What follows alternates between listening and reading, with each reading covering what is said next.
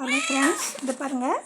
பூனைக்கு வெறும் மீன், பச்சை மீன் போடுறத விட இது மாதிரி என்ன செய்யலாம், மீனை ஒரே ஒரு தலையை மட்டும்தான், சின்ன பொடி மீனில் ஒரு தலையை மட்டும் ஒரு வேக வச்சிட்டோம்னா சுடுதண்ணில் போட்டாலே வெந்துடும். அந்த மீனை இப்படி பொடியாக்கி நல்லா பொடியானது கொத்திட்டுருக்குறோம் பாருங்கள். இந்த மாதிரி பொடியாக கொத்தி சோத்தோடு கொஞ்சம் கலந்து ஈக்குவலாக சோறு போட்டு கலந்து கொடுங்க. பூனைங்க பிரியமாக சாப்பிடுவாங்க. இந்த மாதிரி சாப்பிடும்போது இதுங்களுக்கு நல்லா சுறுசுறுப்பாக இருக்குது, வயிறு பசி அடங்குது. அதுங்களுக்கு வெறும் மீனாக சாப்பிட்டா அதுங்களுக்கு பசி அடங்கலை, அதனால் கட்டுப்படியும் ஆகலை. ஏன்னா கொடுத்து கட்டுப்படி ஆக முடியல. நம்மளுக்கு 4 மீன் போட்டால் கூட அதுக்கு பசியே அடங்கலை. அதனால தான் நான் என்ன செஞ்சுருக்கேன், இப்போது இந்த மாதிரி செஞ்சுருக்கிறேன். இந்த பாருங்கள், இப்படி வச்சு நல்லா ஒரே ஒரு சின்ன பீஸ் மீனை தான் வேக வச்சுட்டு சோத்தில் வச்சு இப்படி நல்லா சோறோடு போட்டு கலக்கி போடுறேன். இது சாப்பிட்றதுக்கு அதுக்கு நல்லா பிரியமாக சாப்பிடுது. நான் கொஞ்ச நாளாக வெறும் மீனாக வாங்கி போட்டேன். ஒரு நாளைக்கு 20 ரூபாய்க்கு மீன் வாங்கினா கூட பத்த மாட்டேங்குது நம்மளுக்கு. அது சும்மா டெய்லி நம்மளுக்கு வாங்கிட்டு இருக்கிறதா இருக்குது. இந்த மாதிரி நீங்கள் ஒரு பொடி மீனை வாங்கி நீங்கள் ஃப்ரிட்ஜில் வச்சுட்டிங்கன்னா, கழுவிட்டு ஃப்ரிட்ஜில் வச்சுட்டிங்கன்னா, முதல் நாள் என்ன செய்யுங்க, அந்த பொடி மீனை அந்த குடல் இந்த மாதிரி ரத்தம் இது மாதிரிலாம் இருக்குது பார்த்திங்கன்னா, அதை சுத்தம் பண்ணுங்க ஃபஸ்ட்டு. முதல் நாள் அந்த சுத்தம் பண்ணின அந்த இது இருக்கு இல்லையா, அந்த கழிவெல்லாம், அந்த கழிவை மட்டும் ஃபஸ்ட்டு போட்டாலே அது முதல் நாள் வைக்கிறதுக்கு பச்சையாக போட்டுட்டிங்கன்னா பசி அடங்கிடும். அதுக்கப்புறமா ஒரு பொடி மீனை எடுத்து வேக வச்சுட்டிங்கன்னா அது 2ஆக கட் பண்ணி மதியானத்துக்கு கொஞ்சமும் நைட்டு கொஞ்சமுமா வச்சு மாதிரி கொத்தி விட்டு சோத்தில் கலந்து கொடுக்கலாம். நான் மதியானம் பாதி மீனை போட்டுட்டேன். இப்போ மறுபடிக்கு ஒரே ஒரு பிடி சோறில் மீனை மத்தியானம் வேக வச்சதை கட் பண்ணி எடுத்து வச்சு பார்த்திங்களா, அந்த மீனை இப்போ போட்டு கலந்து கொடுக்குறேன். இது சாப்பிட்டானா இவன் என்ன செய்வான், அமைதியாக தூங்குவான். நல்லா ஒரு பிரியமாக சாப்பிடுவான், அமைதியாக தூங்குவான். நல்லா கொத்திடணும், சும்மா கொஞ்சமாக கொத்தக்கூடாது, நல்லா கொத்தணும். நல்லா கொத்தணும்னா அதை இல்லாட்டி வெறும் மீனை மட்டும் பொறுக்கி தின்னுட்டு சோத்தை விட்டுட்டு போயிடுவான். இவன் என்ன செய்வான், மீனை மட்டும் பொறுக்கி தின்னுட்டு சோத்தை விட்டுட்டு போயிடுவான். அதனால் சோறு மீனும் எப்படி செஞ்சாலுமே இது நல்ல உஷாரான பூனை.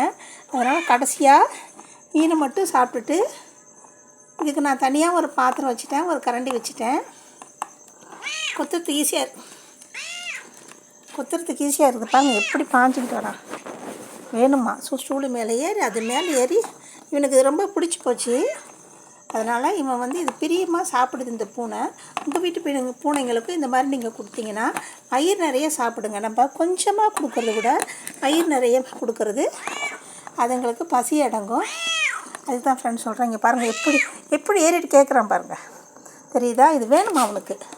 விட மாட்டானோ, இல்லாட்டி இவ்வளோ கிட்டக்கெல்லாம் வர மாட்டான். இவன் எப்படி கழுத்து வலிக்க ரொம்ப நேரமாக கேட்டுட்ருக்குறான். என்னப்பா வேணும்? சோறு வேணுமா? சோறா வேணும் உனக்கு? தரலாமா? இந்த பாருங்கள், இப்போது இதை வைக்கிறேன் பாருங்கள், அழகாக சாப்பிட்ருந்து பார்த்தீங்களா? ஒரே ஒரு புடி சோறு தான், ஜாஸ்தி கிடையாது. சும்மா ஒரு புடி சோறு, ஜாஸ்தி இல்லை. ஒரு துண்டு மீன், மண்டையை போட்டால் கூட போதும் நம்மளுக்கு. நம்ம வீட்டில் இருக்க மண்டையை எடுத்து வச்சு இதுங்களுக்கு போட்டால் கூட போதுமானது. ரொம்ப சிரமப்பட வேணாம். அதுங்களுக்கும் பசி அடங்கும். கொஞ்சம் புதுசுன்னு தெரியுது. இப்படி நான் ஒரு 10 நாளாக போடுறேன், புரிஞ்சுக்கிட்டேன். 10 நாளாக போட பிறகு பார்த்தா அதுங்களுக்கு பசி அடங்குது. புதுசுன்னு தெரியுது பார்க்கும்போது. இல்லாட்டி ஒரு மாதிரியா கூட சாப்பிட்டாலுமே அதுக்கு பசி அடங்காது. இப்போ அழகாக போய் சாப்பிட்டுட்டு உடனே படுத்து தூங்கிடும், நம்மளுக்கு தொல்லை கொடுக்காது, அமைதியாக இருக்குது. அதனால தான் இந்த மாதிரி நீங்கள் கொஞ்சோண்டு சோறை நல்லா கண்டுபிடிக்க முடியாத மாதிரி, மீனை கண்டுபிடிக்க முடியாத மாதிரி போடணும். சும்மா வெறும் மீனை மட்டும் பெருசாக போட்டோம்னா மீனை மட்டும் பொறுக்கி தின்ட்டுட்டு சோறை விட்டுட்டு போயிடுவானுங்க. அதனால் நம்ம என்ன செய்யணும், அது மீனும் சோறும் தெரியாத அளவுக்கு நல்லா செஞ்சிட்டோம்னா, அப்படியா இருந்தாலும் அது கொஞ்சோண்டு சோறை மிச்சம் வைக்கத்தான் செய்யும். மீனை எப்படி சாப்பிட்டு முடிச்சிருங்க. இது மாதிரி கலந்து வச்சா அதுங்களுக்கு பசி அடங்குது. அதனால் சொன்னேன், வெறும் சோறு வைக்காதீங்க. இந்த மாதிரி வெறும் மீனும் போடாமல் வெறும் சோறும் வைக்காமல் இந்த மாதிரி கலந்து வைக்கிறப்போ அதுங்களுக்கு பசி அடங்குது. இது நான் பார்த்துக்கிட்டேன், தெரிஞ்சுக்கிட்டேன். அதனால் எனக்கு இப்போ மீன் செலவு கம்மியாகுது. இல்லாட்டி இதுக்கு வாரம் நான் போய் மீன் நிறைய வாங்கிட்டே இருக்கணும், 4 நாளைக்கு ஒருக்கா போய் வாங்கணும். இப்போ எனக்கு அந்த கவலையில் நான் ஒரு வாரத்துக்கு வாங்கி வச்சேன்னா ஒவ்வொரு மீனாக ஒரு மீனாக எடுத்து போட்டு வேக வச்சு அதை 2ஆக கட் பண்ணி மத்தியானம் பவளைக்கு சோறில் கொஞ்சம், நைட்டு சோறில் கொஞ்சம் நான் கலந்து கொடுத்துட்றேன். இப்போ அதனால் அந்த கழுத்துலாம் கொஞ்சம் புசுன்னு தெரியுது பாருங்கள் சதை. முன்னே இந்த பூனையை போட்டப்பதையும் தெரியும் உங்களுக்கு, பார்த்துருப்பீங்க. இந்த மாதிரி பிரியமாகவும் சாப்பிடுது. யோசனை பால் சோறெல்லாம் வச்சா சாப்பிடாது, கொஞ்சம் சாப்பிட்டு போயிடும். இது அப்படி கிடையாது. பசி தீர்ற வரைக்கும் பிரியமாக சாப்பிட்றது அதில் தெரியும் நம்மளுக்கு. அதுங்க பிரியப்படுற மாதிரி நம்ம ஆக்கி கொடுக்கணும். Thank you friends.